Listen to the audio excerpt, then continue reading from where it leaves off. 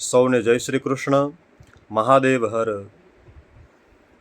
આપણે ત્યાં સનાતન ધર્મમાં અગિયારસનું ખૂબ મહત્ત્વ છે.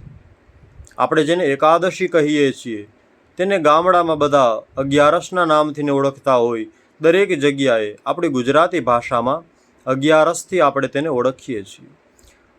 માટે ભીમ અગિયારસ આપણા સૌ માટે, પૂરા સનાતન ધર્મ માટે બહુ જ એટલે બહુ જ મહત્ત્વનો અને ઉત્સવ જેવો દિવસ છે.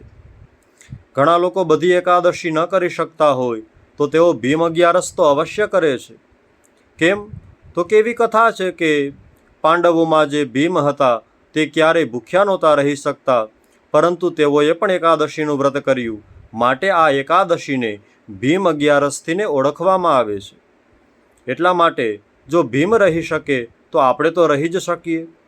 એટલા માટે આપણે બધા આ એકાદશીનું ખૂબ શ્રદ્ધાથીને વ્રતનું પાલન કરીએ છીએ. તો આપણે સૌએ આ અગિયારસનું અવશ્ય પાલન કરવું જોઈએ, કારણ કે આ વ્રત પાલનનો ખૂબ મહિમા છે.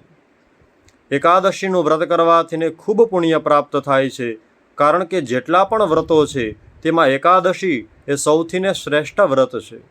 એટલા માટે સૌ હરિભક્તોને ભીમ અગિયારસની ખૂબ ખૂબ શુભકામનાઓ.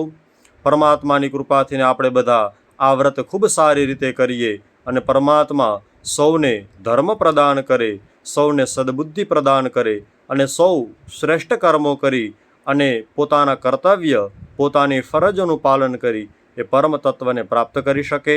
સૌને જય શ્રી કૃષ્ણ. મહાદેવ હર.